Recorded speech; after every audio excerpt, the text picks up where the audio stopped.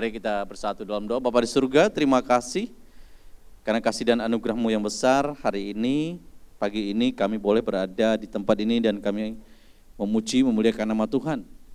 Dan kehidupan kami, sebagaimana firman Tuhan mengajarkan bahwa kami harus bergantung sepenuhnya dan seutuhnya kepada Tuhan yang pemilik kehidupan kami, yang pagi hari ini kami berada dan bersyukur karena kebaikan Tuhan tersebut. Terima kasih Bapa yang baik, terima kasih Tuhan Yesus. Kami perlu firman Tuhan, sebabnya biarlah hati, pikiran dan seluruh keberadaan hidup kami serahkan dalam waktu pemberitaan firman Tuhan ini. Kuasa-Mu dan anugerah-Mu Tuhan menyertai dan memimpin kami dari awal pertengahan sampai berakhirnya. Kami mengucap syukur kepada Tuhan yang begitu baik, yang memberkati kami. Dalam nama Tuhan Yesus Kristus Allah yang hidup, kami berdoa dan mengucap syukur. Haleluya, amin. Baik, saya lagi shalom. Terima kasih buat Bapak Ibu yang pagi hari ini sudah beribadah bersama-sama dengan kita. Nah, hampir semuanya pakaiannya merah ya. Saya tadi waktu lihat, oh iya betul, besok itu sudah, atau besok sudah makan besar ya. Ya, besok makan besar, lusa makan makin besar. Ya, seterusnya sampai tanggal 20 makannya besar-besar.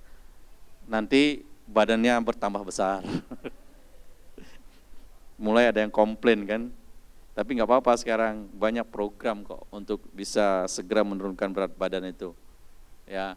Tapi kalau Bapak Ibu badannya bertambah berat, disyukuri juga. Berarti yang dimakan itu menjadi bergizi ya kan. Ya, daripada yang makannya besar tapi tidak dapat tidak berubah-berubah juga badannya. Segala sesuatu dalam kehidupan kita ini harus disyukuri apapun itu yang terjadi. Yang paling penting adalah bagaimana kehidupan kita di masa tua pun kita tetap subur, tetap bertambah baik, ya kan. Nah, sebelum saya masuk ke ayat firman Tuhan ini, boleh kita baca dulu satu ayat firman Tuhan ini. Mazmur pasal yang ke-92. Saya sebetulnya ingin khotbah tentang ini pagi ini, tapi waktu persiapan berubah topik. Mazmur pasal yang ke-92 ya. Kenapa saya ingin bicara tentang 92? Karena saya bertobat tahun 92. Nah, saya coba cari ayat firman Tuhan, ternyata ada di kitab Mazmur pasal yang ke-92. Nah, dari tahun 92 sampai sekarang kayaknya gereja kita ini tahun 92 juga ya. Mulainya ya, perjalanan Babe ke sini. Mazmur pasal yang ke-92. Oh ya, karena boleh ya, ayat yang ke-14. Ayat 14 sampai 16. Ini pengantar dulu. Pengantar buat Bapak Ibu. Ada yang bawa Alkitab yang manual? Kalau ada saya mau kasih uang. Katanya. Udah, Mazmur 92 ayat 14. Boleh baca sama-sama Bapak Ibu? Karena saya lihat yang ibadah hari ini anak-anak muda semua. Umur 60-an ke atas. Ada juga yang di bawahnya. Boleh baca sama-sama, 1, ada di depan ya. 2, 3. Mereka yang ditanam di bait Tuhan akan bertunas di pelataran Allah kita. Pada masa tua pun mereka masih berbuah, menjadi gemuk dan segar, untuk memberitakan bahwa Tuhan itu benar, bahwa Ia gunung batuku dan tidak ada kecurangan padanya. Wah, masa tua itu sampai umur berapa Bapak Ibu? Pada masa tua pun Ia apa? Ayat 15. Coba baca lagi. Pada masa tua pun mereka masih berbuah, artinya masih produktif. Tidak ada kata istilah pensiun. Lalu bahwa menjadi gemuk dan segar. Ternyata gemuk juga alkitabiah ya. Tapi harus segar. Ada orang gemuk tidak segar. Ya. Jadi itu yang masalahnya. Coba lihat kiri kanan yang gemuk. Segar enggak dia? Menjadi gemuk dan segar. Nah, sampai pada masa tua pun. Berapa usia tua? Di atas 60, kita bilang sekarang sudah tua ya. Karena bukan anak muda lagi. Nah, hari ini yang di atas 60 kan banyak nih. Saya kemarin baru pulang juga merayakan ulang tahun ibu saya yang ke-84. Masih sehat, tapi dia tidak gemuk, segar. Nah, itu ya, masih sehat dan segar. Baik, Bapak Ibu, ini ayat pengantar yang sebetulnya saya akan elaborasi, sampaikan panjang, tapi nanti di lain waktu. Baik, coba tampilkan PPT saya dulu, karena ini penting juga Bapak Ibu. Nah, udah kelihatan di sini nih. Ada yang kelihatan wajahnya? Ada yang ibadah di sini kan? Ada ya? Tuh. Ini Komsel Happy Family di awal tahun kemarin. Ini di awal tahun atau yang pas lagi Natalan ya, lupa saya. Nah, ini Komsel kami, Happy Family, Reposidi bahasa Dayaknya.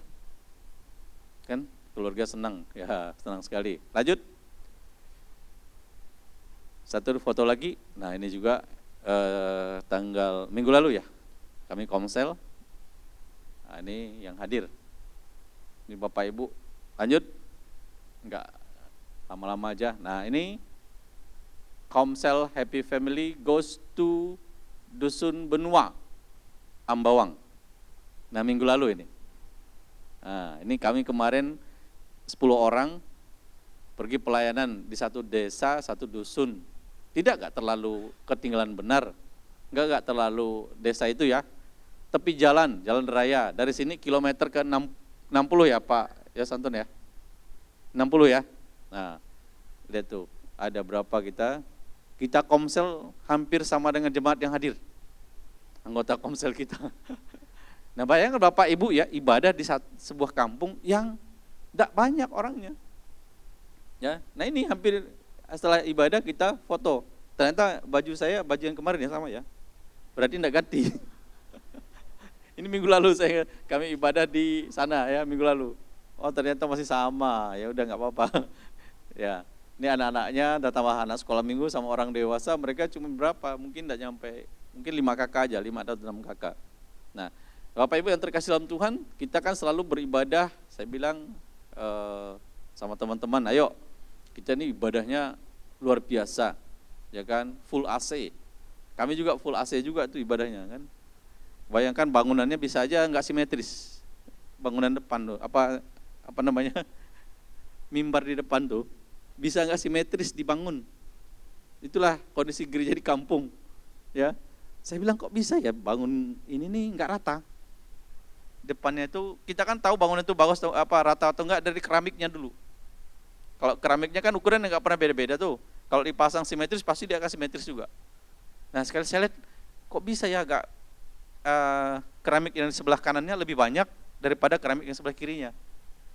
Ya, tapi ya bersyukur bahwa ada di gereja di situ, dan ini baru kurang lebih 2 tahun ya dibangun ya, 1 tahun 8 bulan ya pelayanan gereja di situ, dan mayoritas jemaatnya adalah ada orang Dayak, ada satu orang Melayu Tanjung Raya, orang Melayu baru dibaptis, baru bertobat juga, dan ada satu lagi dukun. Nah, ada lagi dukun yang baru bertobat. Ketika kami selesai ibadah, sharingnya luar biasa. Sering didatangi dalam mimpi, sering mendapatkan teror, mendapatkan ancaman dari pihak keluarganya. Ya kan? Enggak banyak jemaatnya, tapi 2 orang diselamatkan itu udah sesuatu yang sangat luar biasa, akan berdampak yang baik, yang sangat besar. Dan pada waktu minggu lalu saya bawa juga ada jemaat yang di sini juga, Komsel kami ya, yang menguatkan mereka yang baru percaya, karena dia juga pelaku perdukunan. Bahasa kerennya dukun, kalau bahasa itu perloyaan. Kan dia pertatungan dan macam-macam lah gitu ya. Bertobat, dan ketika bertobat dalam usia berapa tahun ini tetap ada tantangan. Dan yang dialami itu sama, kayaknya satu frekuensi. Saya bilang, bro, hari ini hadir untuk kita beribadah di gereja ini bukan kebetulan, tapi Tuhan sedang bekerja. Ternyata waktu kita pelayanan, tadi jemaatnya nggak banyak nih, mana Bapak ini ya, yang dukun itu ya. Nah, itu di belakang Pak Yosantun sama itu tuh. Pas nih di belakang Yosantun. Tuh, kiri kanan tuh berdua sama tuh kalau salat. Ya. Jadi satu juga sama. Waktu didoain pelepasan katanya lompat-lompat. seperti pocong. Ya, itu kesaksian dia yang orang Tanjung Hulu tuh. Ya kan, kita kan di sini mungkin susah cari orang Melayu jadi orang Kristen kan. Nah, di sana sudah ada. Di kampung kami juga ada, orang Melayu Sambas juga ada yang bertobat. Ya, rajin di gereja, bahkan ada orang Madura juga. Kan itu kadang-kadang susah ya. Di jemaat kita kayaknya susah sekali cari orang itu. Kalau di sini kan paling orang Dayak, orang Batak, orang Toraja, orang Tionghoa mayoritas. Nah, kami pelayanan di sana ya menguatkan dia. Nah, saya bilang ada hamba Tuhan, Pak Yance namanya tuh yang di sebelah sana, yang mengembalakannya. Nah, ini orang Dayak ini memang yang punya kayak semacam titisan jadi dukun. Ya, lepas daripada itu tantangannya luar biasa. Nah, ini pelayanan. Makanya kalau kita di Komsel tidak hanya di dalam saja. Ayo pelayanan juga. Lihat yang di luar sana bahwa kehidupan orang Kristen itu beda-beda. Kita di sini sangat luar biasa, ibadahnya full musik, semuanya oke banget. Ya kan? Tapi pada saat yuk kita lihat ke bawah, ada yang lebih parah lagi. Nah, di kampung saya itu saya dikasih beban, tapi nggak ada fotonya sini. Ibadah di gereja yang memang full AC. Full AC maksudnya bolong-bolong. Kalau hujan, ya kehujanan. Ya, gerejanya belum jadi. Enggak besar gerejanya. Kurang lebih 8 kali berapa ya? 8 meter ya. Kita ini kan besar nih. 8 kali 15 lah. Nah, perlu biaya. Cuma saya pikir ya sudah, memang jemaat juga harus usahakan. Baik Bapak Ibu. Nah, sekarang ini anggota Komsel kami. Coba lanjutkan. Nah, mudah-mudahan seperti ini. Hari ini ada ibadah juga ya. Ya, ini anggota Komsel yang PKS yang Pak Soekardi. Ya, Bapak Ibu ada yang Komsel enggak? Yuk, yang enggak pernah Komsel lagi balik kembali, karena kata Babe dalam Komsel kami kemarin yang Komsel inti kembali ke rumah Tuhan. Rumah Tuhan itu ya kita Komsel. Nah, yang sudah lama enggak Komsel, ayo balik Komsel lagi deh. Ya, semangat Komsel. Saya tuh Komsel dari Komsel sekolah minggu. Anaknya Yos Anton tuh ada tuh. Sebenarnya ada fotonya. Dari tahun 99 saya bergabung di gereja ini sampai hari ini enggak pernah putus yang namanya Komsel. Enggak Komsel pada saat Covid awal saja. Tahun 2020 waktu itu memang nyaris enggak ada Komsel sama sekali. Tapi 2021 kami jalan lagi. 2022 sampai hari ini. Ya, karena Komsel itu adalah tempat untuk kita sharing, saling menguatkan. Ya. Memang kadang-kadang ada yang ya monoton, ya enggak apa-apa. Rajin datang saja. Ya, dan saya berterima kasih. Pada masa Covid itu lewat sampai hari ini, ya memang juga ada Komsel kami yang sudah enggak ada. Contoh misalnya almarhum Pak Damin, satu keluarga. Sudah enggak ada. Ada yang baru bergabung dengan kami, Pak Amen namanya. Baru berapa bulan bergabung, udah percaya Tuhan, yaitu juga mantan loya kan, percaya Tuhan, udah dipanggil Tuhan. Ya, terakhir kami Komsel di rumahnya, tidak lama kemudian dia dipanggil Tuhan dengan cara yang luar biasa. Itulah kasih Tuhan. Ya, Komsel kami ada juga yang sudah nggak ada. Ya, tapi waktu masa Covid kami Komsel enggak ya kena Covid, nggak ada yang meninggal karena Covid, nggak ada, ya kan? Kita percaya bahwa ketika kita beribadah itu ada perlindungan, ada penyertaan Tuhan. Amin. Karena Tuhan itu adalah gembala kita yang selalu memberikan perlindungan, memberikan penyediaan atas kehidupan kita, tidak akan pernah membiarkan kita dalam keadaan apapun, sekalipun kita dalam lembah kekelaman itu masalah besar. Bapak Ibu, kemarin Covid itu lembah kelam semua kita masuk. Atau tidak mengalami Covid, sakit apa segala pun, itulah lembah kekelaman. Tapi tangan, tongkat dan gada Tuhan itu selalu menyertai kita. Baik, kita lihat, kita baca dalam Mazmur pasal 23. Boleh Bu lanjutkan? Mazmur pasal yang ke-23. Sudah enggak asing lagi sebetulnya firman Tuhan, ayat firman Tuhan ini. Tuhan adalah gembalaku. Katakan kiri kanan, Tuhan adalah, kiri kanan lagi, Tuhan adalah gembalaku. Tuhan Yesus gembala yang baik. Tuhan adalah gembalaku. Di Mazmur pasal yang ke-23 ayat 1 dikatakan Tuhan itu adalah gembalaku, maka tak akan kekurangan aku. Ayat 1. Kalau Tuhan adalah gembala kita, ini agak mungkin ya Bapak Ibu memvisualisasikan gembala itu agak sulit. Karena kita Pontianak ini mana ada domba. Apalagi kalau saya khotbah di kampung, Tuhan adalah gembalaku. Kita ini adalah domba-dombanya. Seperti apa domba? Tidak ngerti.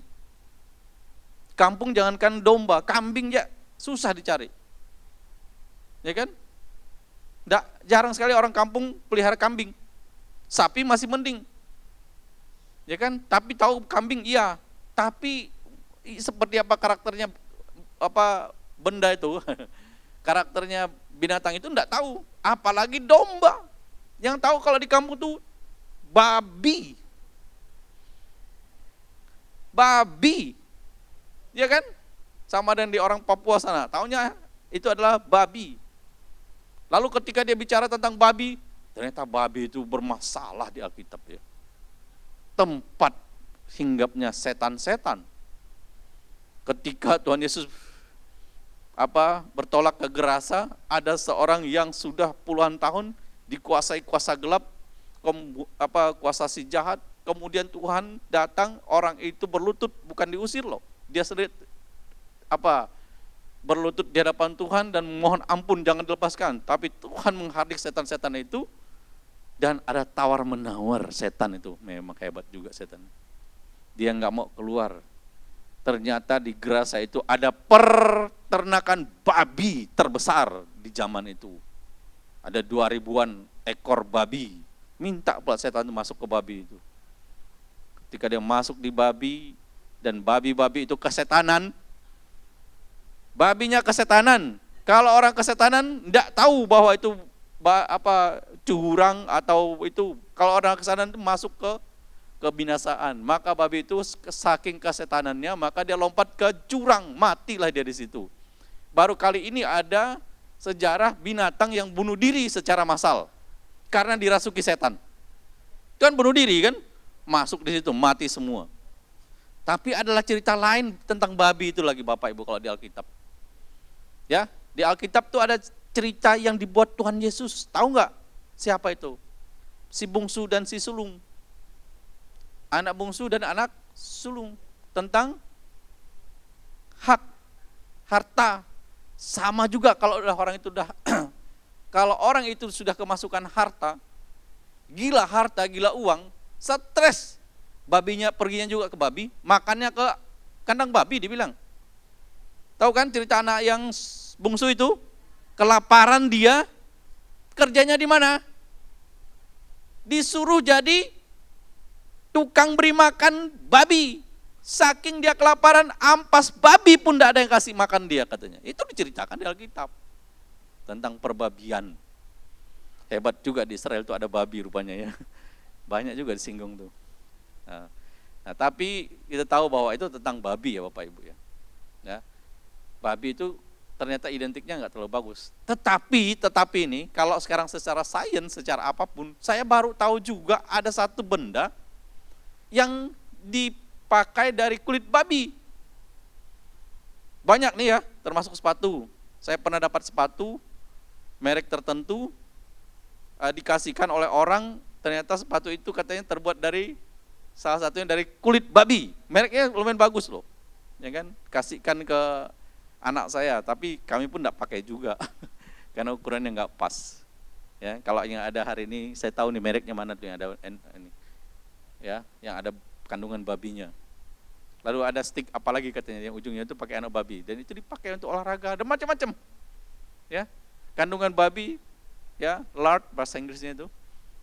Ya, minyak babi itu juga ternyata ada manfaatnya. Saya nggak tahu tentang babi ini kenapa. Nanti suatu hari saya akan khotbah mungkin khusus tentang babi. Karena saya juga lagi pelihara babi, nggak banyak sih.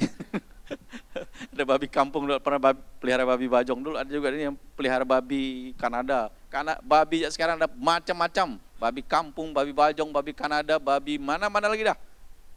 Turunannya pun banyak. Ada yang tidak mau bilang dia babi, bilang celeng supaya bisa dimakan, bisa halal. Jadi jangan bilang babi, jadi bilang celeng saja supaya bisa dimakan.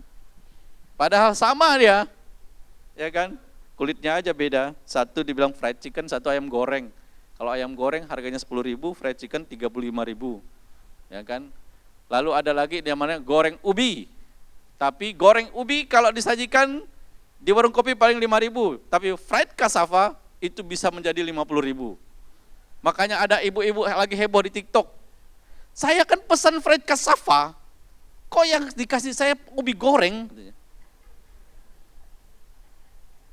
Dek, dia panggil itu pelayan kafe. Saya tadi pesannya fried cassava katanya. Kok yang ini ubi goreng? Yang pelayannya pun bingung juga. Saya nggak tahu bu katanya, nggak tahu. Ibu tadi pesan apa? Fried cassava katanya. Padahal itu kan bahasa Inggris. Di Indonesia kan juga sama dengan baik. Harganya pun beda. Baik Bapak Ibu, saya kok kesini. Oke, Tuhan pasti menjadi gembala kita. Ya, Tuhan gembala yang baik. Lanjut. Ini kita baca. Nah ini, kalau Tuhan itu adalah gembala kita, seharusnya apa? Ya, apa katakan? 1, 2, 3. Kalau Tuhan itu adalah gembala kita, aku tak akan kekurangan pekerjaan. Kenapa enggak harus kekurangan pekerjaan? Dia kok yang membimbing aku di padang yang rumputnya hijau. Kalau diterjemahkan secara pekerjaan, rumput hijau berarti ada banyak pekerjaan. Jangan rumput hijau itu dibiarkan, tidak akan jadi duit. Kalau Tuhan itu adalah gembala kita, maka kita harusnya tak akan pernah jadi jobless. Tak punya pekerjaan. Kita ngaku kita percaya Tuhan, rajin ke gereja, tapi kita malah enggak ada pekerjaan, nganggur. Berarti firman Tuhan tidak nyata dalam kehidupan kita. Harusnya kita tidak akan kekurangan pekerjaan. Saya ini Bapak Ibu sampai orang bingung juga bilang, Senin sampai Jumat saya harus di kantor pemerintah, menjadi pegawai negeri. Kemudian di hari Sabtu Minggu pasti kita ada pelayanan sebagai hamba Tuhan, pendeta. Tapi di antara hari-hari itu juga ada pekerjaan lain, tapi tidak tiap hari mengerjakannya. Ya kita juga punya usaha. Ya, tadi saya bilang ya belajarlah ternak babi. Ada teman kami yang usahakan. Kemudian saking hijaunya kita ini percaya sama Tuhan, maka saya ini kalau Bapak Ibu ke kampung, jangan menganggap orang kampung itu sekarang adalah orang yang miskin. Ya, tergantung ya kampungnya. Kalau kampung kami, kampung di daerah, sekarang di Kalimantan lah. Kalau masih ada orang kampung itu yang miskin, itu terlalu. Memang pemalas. Nggak ngerti firman Tuhan. Bayangkan di Sungai Kapuas ini, saya bilang, Sungai Kapuas, mana ada ikan yang termahal di dunia selain ada di Kalimantan ini, di Kalimantan Barat. Ada di puncak Kapuas sana tuh, ikan apa? Bisa sampai miliaran katanya harganya. Ikan arwana kan, ikan siluk kan? Ya hari ini sih tidak terlalu lagi. Itu Sungai Kapuas, ada lagi ikan semak, ikan macam-macam. Belum lagi ketika dia mengalir itu ada emas. Saya ingat tuh di Kapuas dulu, ada satu kampung, dan saya pernah ke sana namanya Penai, daerah Penai. Itu di Silat Hulu, Silat Hilir. Kampung itu tahun 90-an menjadi kampung yang luar biasa, karena di situ ada emasnya begitu banyak. Dan mereka itu ngedulangnya di Sungai Kapuas. Selain ada di darat juga ya. Ada lagi, kalau dia di darat maka ada tanamannya yang tiap hari, setiap 2 minggu sekali bisa panen, tanaman sawit. Hari ini sawit juga harganya juga lagi bagus. Kalau kita tanam 1-2 hektar itu udah ya perawatan adalah, tapi nggak terlalu, tapi kita bisa menikmatinya. Jadi kalau orang kampung itu kan punya tanah lahan yang sangat luas. Di bawah pohon sawit itu kalau di daerah tertentu ada lagi tambang bauksit. Bisa emas di bawahnya. Bisa intan kalau daerah tertentu. Bisa zirkon. dan macam-macam Bapak Ibu. Begitu hebatnya, luar biasanya Kalimantan ini. Ada pohon sawit atau pohon, kalau di Kapuas Hulu yang paling hebat lagi ada namanya pohon puri atau keraton. Ya kan, tanaman tumbuh liar. Dijadikan duit ekspor, luar biasa. Banyak orang yang belum paham tentang ini. Kita hanya perlu regulasi aja yang benar-benar yang mengaturnya. Selain pohon, di atas ada burung. Dia buat sarang sendiri, kita ambil sarangnya, dijual harganya juga jutaan, burung walet. Dia kan, banyak ada beberapa pengusaha walet nih kan. Begitu hebatnya, luar biasa, hijau. Ini padang yang berumput hijau. Kalimantan ini adalah padang yang sangat berumput hijau. Tuhan sudah siapkan buat kita. Harusnya kita tidak pernah kekurangan pekerjaan. Jadi kalau hari ini ada yang nggak punya pekerjaan, nggak ngerti prinsip firman Tuhan. Apalagi kita yang tinggal di Kalimantan. Begitu kaya dan luar biasanya kita. Pasir, batu, apa segala itu bisa semua jadi duit. Tanah jadi duit. Apalagi kita tinggal di Kalimantan, mau bangun rumah di daerah gambut pasti perlu tanah. Tanah kuning, tanah merah. Tanah kita macam-macam warnanya, ada hitam, kuning, merah. Tanah hijau yang saya belum tahu, belum pernah lihat. Tanah merah, tanah hitam kan ada kan? Tanah yang bagus itu tanah yang bekas bauksit katanya. Termasuk untuk kita nutup parkiran kita di situ tuh. Yang selanjutnya, kalau Tuhan itu adalah gembalaku, maka ayat yang selanjutnya itu, maka aku tidak akan merasakan jiwa yang gelisah. Ya, karena Tuhan membimbing aku ke air yang tenang. Kalau kita diberkati, berkat kita yang kita dapatkan itu memang luar biasa legal, bukan ilegal ya. Pasti hidup kita tenang. Ya. Pasti hidup kita nyaman. Ya, karena kita dibimbing ke air yang tenang. Jadi kalau dapat yang berkat dari Tuhan itu, kehidupan kita pasti tenang. Ya ada harusnya orang Kristen itu yang stres, ngikut babi yang 2000 tadi itu, bunuh diri. Harusnya. Tapi masih bisa enggak mengalami ke lembah kelam? Bisa, bisa masuk ke lembah kelam, tetap. Tapi meskipun kita mengalami masalah apapun dalam kehidupan kita, masalah ini kan tidak melulu tentang duit, tidak melulu tentang ekonomi. Bapak Ibu hari ini mungkin yang hadir sini sedang masuk dalam lembah kelam. Penyakit yang kamu mungkin derita hari ini, merasakan tertuduh dan dituduh, itulah pekerjaannya si iblis. Kata iblis, neror kita dalam pikiran, sakitmu tidak akan sembuh. Kau ini sakit karena sakit yang incurable, yang tak akan tersembuhkan. Itu dituduh sama kita. Kenapa kau sakit kayak itu? Karena kau berdosa. Itu iblis bilang, nuduh kita. Tapi kita sebagai anak Tuhan harusnya kita bisa katakan, saya meskipun saya hari ini mengalami yang saat ini, saya percaya Tuhan adalah penyembuhku. Tidak perlu kita stres, tak perlu kita tidak tenang. Karena Tuhan adalah gembala kita, Dia membimbing kita ke air yang tenang. Air yang tenang, air yang segar, air yang menyegarkan kehidupan kita. Selanjutnya, Tuhan adalah gembalaku, maka aku tidak akan tersesat. Tersesat pikir, tersesat pergaulan, ya, Ia menuntun aku ke jalan yang benar. Karena namanya, sekalipun aku berjalan dalam lembah, aku tidak takut bahaya. Sebab Engkau besertaku, gadamu dan tongkatmu itulah yang menghibur aku. Tidak akan sesat pikir, gini Bapak Ibu maksudnya. Saya ini kuliah kan udah sampai S3, kami belajar filsafat. Kalau orang sesat pikir itu namanya logika fallacy. Logika fallacy. Sering dengar Rocky Gerung, sering dia bilang kalau orang yang gak sama dengan dia itu apa? Sesat pikir. Sesat pikir itu alias apa? Apa ya sesat pikir itu? Tersesat sama doktrin lah. Ya. Kan sekarang ada, Bapak Ibu hati-hati juga di gereja.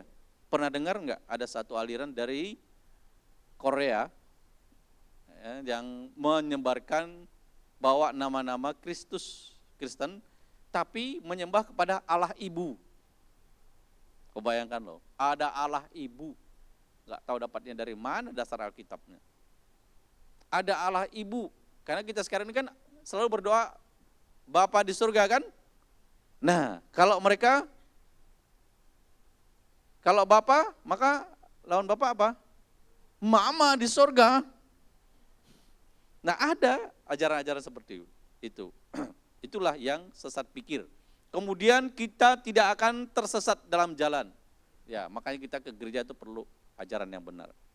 Supaya jangan terbawa dengan ajaran-ajaran yang tadi. Termasuk juga hari ini mungkin sebelum-sebelumnya juga ada namanya saksi Yehova. Bawa-bawa nama Tuhan, tapi dia tidak percaya kepada Tuhan. Selanjutnya, ini saya harus cepat saja. Ya, Tuhan adalah gembalaku, maka tidak akan kekurangan kebutuhan jasmani dan rohani, apalagi rohani, ya kan? Engkau menyediakan hidangan bagiku di hadapan lawanku, engkau mengurapi aku, kepalaku dengan minyak penuh dan melimpah. Nah, Bapak Ibu yang terkasih dalam Tuhan, ketika kita percaya kepada Tuhan, maka Tuhan akan memenuhi segala keperluan kita secara jasmani maupun secara apalagi rohani. Nah, secara jasmani kebutuhan dasar kita, makan, minum, pakaian, hal-hal yang lain. Kalau secara rohani, maka kebutuhan kita adalah akan firman Tuhan, akan hal-hal yang menyegarkan jiwa kita. Di gereja tentu kita akan dapatkan itu semua. Tadi ada momentum 26, 02, 2026. Nah, Bapak Ibu kita hadir di situ bersama-sama. Kalau yang sedang ada di Pontianak, ini kan karena lagi mau Imlek, ini pada udah mengatur jadwal, mungkin ada yang sampai di atas tanggal 20-an kali ya. Tapi tanggal 26 sih sudah balik harusnya ya, karena lebih daripada 10 hari. Kalau libur tuh mulai hari ini ada yang pergian, mungkin habis ini ada yang ibadah pagi, terus sampai minggu depan. Kebetulan anak-anak juga sedang libur panjang. Kalau kami enggak libur panjang, liburnya berapa hari saja. Ya, Tuhan akan memenuhi segala keperluan kita, baik secara jasmani maupun secara rohani. Kemudian yang terakhir, Bapak Ibu, jika Tuhan itu adalah gembala kita, maka aku akan selalu hidup dalam kemurahan Tuhan.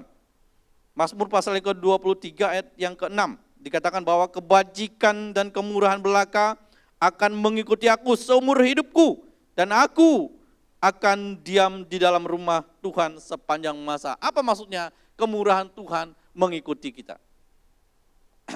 Nah, ini saya kesaksian sedikit lah ya. Tahun 2025 yang lalu di bulan Mei, karena kemurahan Tuhan, karena kebaikan Tuhan, anugerah Tuhan yang kami alami, maka saya harus sharekan juga kepada kita semuanya. Kami ke satu daerah di Cina, dataran Tiongkok, di satu tempat yang bernama Changjiajie kalau Changjiajie. Kalau Teddy tahu lah ini. Teddy dan Yeni sudah ke sana ya. Kami pergi ke satu tempat wisata.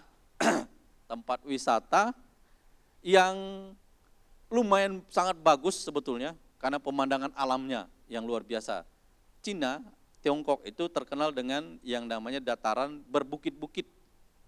Bukitnya bukan kayak bukit kita. Ya. Selama perjalanan jarang sekali saya menjumpai bukit itu yang segitiga gini, yang memang kayak gunung kebanyakan.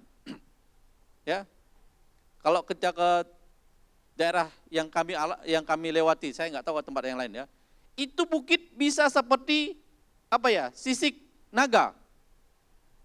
Apa sisik naga pula? Sisik apalah ya? Jadi tidak segitiga, tapi macam-macam lah. Dan itu rata-rata batu. Bukit batu. Nah, kami pergi ke daerah Changjiajie itu mau ke satu tempat yang katanya dulu pernah syuting film Avatar. Anak-anak muda tahu ya. Nah, tempat itu bagus sekali, dikombinasikan lah. Kami datang di sana, kami pakai local guide, turis, pemandu turis yang di daerah sana. Waktu itu kami ada nginap di hotelnya nggak terlalu besar, nggak terlalu inilah. Yang penting pokoknya bisa nginap. Nah, kami dibawa. Pada saat kami ke sana, kami kelamaan karena kami kan jalan itu tidak pakai tour guide semuanya. Jadi jalan itu di guide sendiri. Pakai Tuhan yang guide. Jadi kami jalan, kemudian ada batas jam. Kalau kita mau masuk ke lokasi tempat-tempat wisata. Nah, kami pergi. Ternyata kami terlambat. Karena kami kan pengen lihat sampai sore, sampai malam hari. Harusnya itu jam 4 udah tutup. Kami jam 4 lewat. Di tempat karcis itu semua udah close. Udah semua. Aduh. Ternyata kita bawa tour guide itu dan dia enggak tahu gimana lah. Melobi sana, melobi sini, lewatlah kami akhirnya. Harusnya enggak bisa. Jauh-jauh kata teman, kita pengen ke tempat itu tapi enggak jadi. Ya kan sayang. Bapak Ibu kalau bisa lihat tuh searching namanya Heaven Gate. Gerbang surga di daerah Changjiajie kalau salah. Itu ada gerbang surga. Nah, kenapa kami berangkatnya mau jam 4 karena mau sampai malam. Karena kalau malam dia ada pemandangan pakai lightingnya juga. Itu hutan daerah yang begitu luas tapi di Cina tuh siapkan lightingnya, lampu-lampu untuk melihat itu pemandangan itu begitu bagus. Nah, ceritanya kami itu dapat kemurahan bisa lewat. Padahal kita tahu, saya nggak tahu lah ya kalau di Indonesia sih masih bisa pakai macam-macam lah, ya kan? Setahu saya kalau di Cina kalau sekali close ya close. Jadi kita udah jauh-jauh datang ke tempat itu, kalau balik lagi tak melihat pemandangannya. Padahal tujuannya ke tempat itu hanya melihat pemandangan itu. Namanya Heaven Gate. Tahu kalau lihat Heaven Gate itu namanya gerbang surga katanya. Karena memang ada besar kayak semacam batu gunung tapi tengah-tengahnya ada bolong. Nah, itulah yang dibangun sama orang Tiongkok, pemerintah Cina disiapkan lift 13 kalau nggak salah. Bukan lift, naik lift dulu kemudian ada eskalator yang panjang sekali untuk menuju tempat itu. Jadi kita bisa setelah kami sampai di tempat itu, kemudian kita foto-foto. Masih bisa sampai jam 5, masih terang. Kami nunggu sampai malam, sampai jam 6. Melihat pemandangan di malam harinya. Nah, sampai itulah. Nah, itu ada satu kemurahan. Saya cerita satu aja lah ya, nanti kehabisan materi nanti kalau saya khotbah lagi yang lain. Nah, maka Tuhan akan memberikan kemurahannya kepada kita. Tentu beda-beda Bapak Ibu dengan kita. Kemurahan Tuhan buat kita tuh beda-beda. Saya mengalami kemurahan Tuhan yang luar biasa, yang besar dan yang banyak. Kalau kita percaya sama Tuhan, Dia adalah gembala kita, gembala yang agung. Terakhir, lanjut. Satu slide terakhir. Kita akan baca dalam Yohanes pasal yang ke-10, ayat 10 dan 11. Terakhir boleh Bapak Ibu kita bangkit berdiri, kita baca sekalian sama-sama. Apa Alkitab katakan, Yohanes 10 ayat 10? Boleh kita baca dengan suara yang nyaring, 1, 2, 3, pencuri datang hanya untuk mencuri dan membunuh dan membinasakan. Aku datang supaya mereka mempunyai hidup dan mempunyainya dalam segala kelimpahan. Akulah gembala yang baik. Gembala yang baik memberikan nyawanya bagi domba-dombanya. Pencuri datang hanya untuk mencuri. Dia mencuri yang telah dia kasihkan kepada kita, membunuh, dia bunuh kehidupan kita, dan dia binasakan. Hari ini, contoh ini yang sedang viral, itu adalah Jeffrey Epstein. Bapak Ibu tahu Epstein? Kisahnya begitu luar biasa, di anak muda tahu persis Epstein itu siapa. Itu adalah predator, orang yang bersekutu dengan iblis, punya kekayaan, punya harta, punya pulau, punya banyak-banyak. Itulah yang ditawarkan sama iblis, pencuri itu. Tapi setelah itu dia bunuh si Epstein. Setelah dia bunuh tentu dia binasakan. Dia kan sudah meninggal di tahun 2019. Tentu dia akan binasa di neraka. Kata itulah pencuri. Dia kasih dulu semua, ditawarkan kepada orang yang mau bersekutu dengan dia. Setelah itu dia curi yang sudah ditawarkan itu, dia ambil kembali, lebih parah daripada itu. Sebelum dia ambil, dia bunuh. Orang itu akan binasa. Itu Epstein itu adalah model penyembahan, model apa kayak di Indonesia itu kayak Gunung Kawi. Cari kekayaan cepat. Nah, dia mau buat satu agama baru untuk orang datang menyembah kepada dia. Dialah mau jadi Tuhannya. Ya itulah siasat si jahat. Sehingga orang yang datang ke sana itu dapat tidak berkatnya. Yang percaya kepada dia. Banyak yang terkenal. Artis terkenal Michael Jackson, Mick Jagger, salah satunya juga yang dipublis di situ ada pemain sepak bola terkenal, si Ronaldo datang ke dia, ya kan? Untuk cari apa? Biar tertenar dan terkenal, supaya dapat duit. Dapat enggak orang-orang itu? Dapat sekarang terkenal, tapi kita tahu bahwa suatu hari dia akan binasa. Maka kita tidak akan pernah mengikuti yang seperti itu. Kata Tuhan Yesus, aku adalah gembala yang baik. Ya, gembala yang baik menyerahkan nyawanya. Ya, pencuri datang mencuri, membunuh dan binasa, tapi aku datang memberikan hidup dan yang berkelimpahan. Tidak lebih daripada itu, Tuhan akan mencukupi segala keperluan dan kebutuhan kita. Mari kita berdoa. Bapa di surga, terima kasih, kami ucap syukur karena kasih dan anugerah-Mu. Hari ini hamba-Mu menyampaikan firman Tuhan, dan biarlah firman ini, Engkau adalah Tuhan, Engkau adalah gembala kami yang baik, yang senantiasa menyediakan keperluan kami. Engkau yang melindungi kami, Engkau yang menyertai kami. Kami tidak akan kekurangan pekerjaan, kami tidak akan stres, kami tidak akan mengalami depresi, karena Tuhan yang menyegarkan jiwa kami. Kami akan menjadi orang-orang yang terberkati dan diberkati, oleh karena Tuhan menyediakan hidangan di depan lawan kami bahkan. Maka kami percaya dan sepenuhnya percaya kepada firman Tuhan. Terima kasih Bapa yang baik, Bapa di surga. Kami ucap syukur pada saat pagi hari ini. Dan biarlah firman itu tertanam termata di dalam kehidupan kami, dan kepercayaan kami semakin kuat dan semakin kami mengasihi dan percaya kepada janji firman Tuhan. Terima kasih Bapa, kami bersyukur kepadamu.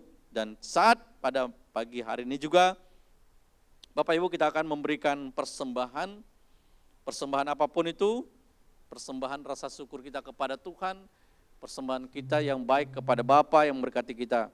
Kita mau berikan dengan segenap hati kita untuk pekerjaan Tuhan di tempat ini. Berilah dengan rela hati, berilah dengan tulus ikhlas, berilah dengan tidak bersungut-sungut, berilah dengan kesadaran diri, dan berilah dengan sepenuh-penuhnya sesuai dengan ukuran yang ada padamu. Maka pemberianmu, persembahanmu akan berkenan di hadapan Tuhan. Kita angkat persembahan ini. Bapa di surga, terima kasih, kami akan memberikan persembahan kami dengan kerelaan, dengan kesungguhan, dengan tulus ikhlas, karena kami percaya bahwa setiap tangan yang mengelola persembahan ini sungguh-sungguh berkenan di hadapan Tuhan. Kami akan berikan persembahan ini dalam nama Tuhan Yesus Kristus, Allah yang hidup. Bapak Ibu yang terkasih dalam Tuhan, ibadah kita sudah selesai. Mari angkatlah kedua tanganmu dan terimalah berkat Tuhan. Kasih karunia Tuhan Yesus menyertai engkau dalam kehidupanmu. Biarlah Dia menyinari engkau dengan wajahnya dan memberikan engkau sejahtera senantiasa, damai ada dalam kehidupan rumah tanggamu. Diberkatilah bakul nasimu, diberkatilah keluargamu, usaha pekerjaanmu, ternakmu, apapun itu berhasil di hadapan Tuhan dari saat ini dan untuk memuliakan nama Tuhan. Pulanglah, terimalah berkat Bapa Abraham, Ishak dan Yakub turun kepada kita dalam nama Allah Bapa, Putra dan Roh Kudus, dalam nama Tuhan Yesus. Haleluya. Amin. Baik, selamat hari Minggu. Tuhan Yesus memberkati.